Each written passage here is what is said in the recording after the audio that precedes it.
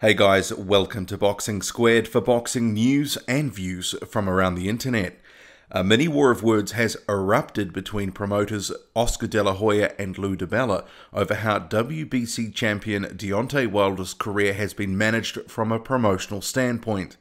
De La Hoya has out of the blue come out on social media to say, "I promoted at Bronze Bomber first 33 fights and made him a champion. If I was his promoter, he would be a star, and at Anthony Joshua would be begging for the fight and not the other way around." So shots fired there from the Golden Boy chief executive.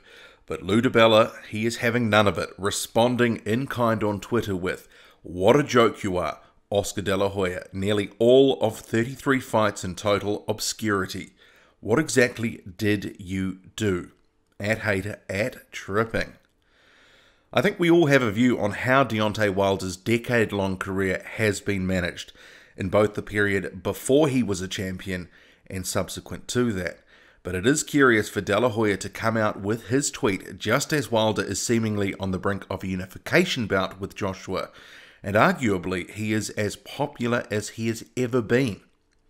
So fans have also waded in as well to respond to De La Hoya, and I'll give you a few seconds to read what's on screen.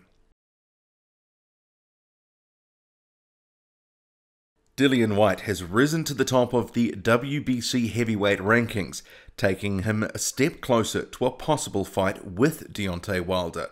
Whyte replaces Bermane Stiverne at number 1, with Stiverne dropping to number 15. Dominic Breazeale rises to number 2 after his win over Eric Molina, and he is followed at 3 by Luis Ortiz, who slides one spot, and we are still waiting on the WBC to fully clarify what exactly is going on with Ortiz and this apparent medical suspension. We know the WBA has banned Ortiz for a year. Andy Ruiz is at 4, Marius Wach at 5, and interestingly, Tony Bellew, who has had just the solitary fight at heavyweight to date in his career, he is ranked at number 6. Just to be clear, just because Whyte is atop the pile does not mean he is automatically the mandatory challenger for Deontay Wilder. The WBC could choose to name him as mandatory, but it may not do so for some time, especially given it is pushing for Deontay Wilder to unify with Anthony Joshua. The sanctioning body could also order a final eliminator with the likes of Dominic Breazeale, who is number 2, or potentially another available fighter who is in the rankings. I see this as a more likely option. Another option is Deontay Wilder could choose to fight Whyte voluntarily, and if the offer is right, he may do so. Dillian Whyte, meanwhile, has responded on Twitter to his new WBC ranking, saying, "Number 1, baby, at WBC boxing. Number 1, you can run at Bronze Bomber, but you can't hide." And the rest of that tweet, I had no idea because it didn't really make any sense. Meanwhile, the man Deontay Wilder beat in sensational fashion a week ago has spoken out about the loss. Bermane Stiverne has posted to social media to say, "To all my fans, family, friends, supporters and my camp, I want to thank you for always rocking with me through the highs and the lows. Although the fight did not turn out in our favour, please know that your dedicated support means a lot to me and I am grateful for it all. My commitment and sacrifices to the sport has never been less than 100. It just wasn't my night. No excuses. Back to the drawing board." But an excuse has come out in an interview that Bermane Stiverne has done with BWTM Sports, the YouTube channel.